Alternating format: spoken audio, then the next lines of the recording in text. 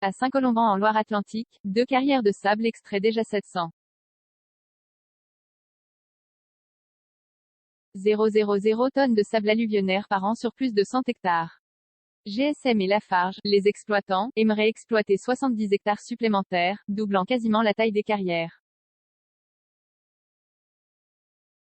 Problème, cela se ferait sur des terres classées, espaces agricoles pérennes, et l'opposition locale est forte.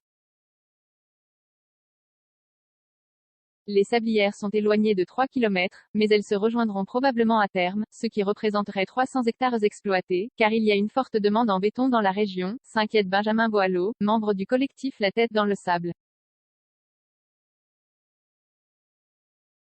Les enjeux et les effets néfastes sur l'environnement sont nombreux: consommation de terres agricoles, assèchement des ressources en eau, hausse du prix du foncier, perte de biodiversité, paysages constellés de gigantesques trous d'eau, entourés de merlons de terre.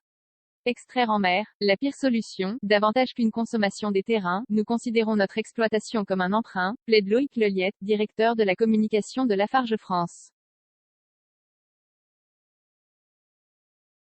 Une fois exploités, les terrains sont rapidement remis en état pour leur redonner une vocation agricole à chaque fois que c'est possible, précise-t-il. Mais pour les opposants, retrouver une terre agricole avec les qualités d'origine est illusoire. Seulement, le sable est nécessaire à la construction et représente une réelle opportunité économique. Si le sable vient de plus loin, on multiplie les camions. S'il est extrait en mer, on détruit l'écosystème marin. Or dans le pays de Ré, on a programmé la construction de 1600 logements par an, et un logement, c'est 200 à 300 tonnes de sable.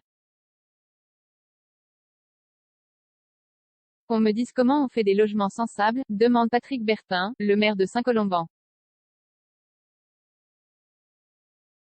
Il prévoit une consultation de sa population le 9 janvier. En Loire-Atlantique, le sablage des cultures maraîchères pour favoriser la pousse et le ramassage mécanique, suscite aussi beaucoup de questionnements.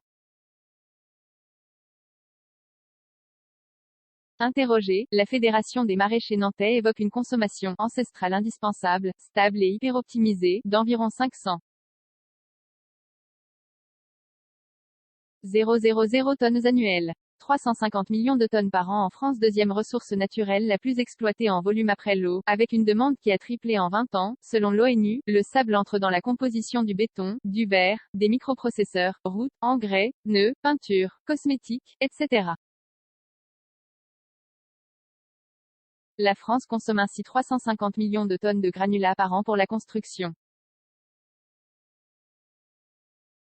On consomme trop de sable dans le monde, avertit Éric Chaumillon, professeur de géologie marine. Ce n'est pas durable pour une ressource non renouvelable qui met au minimum plusieurs millénaires à se former, poursuit-il. Problème, pour Jean-Christophe Gavalet, président de la FNE des Pays de la Loire, le sable est encore trop peu coûteux pour justifier des politiques innovantes de recherche de matériaux alternatifs.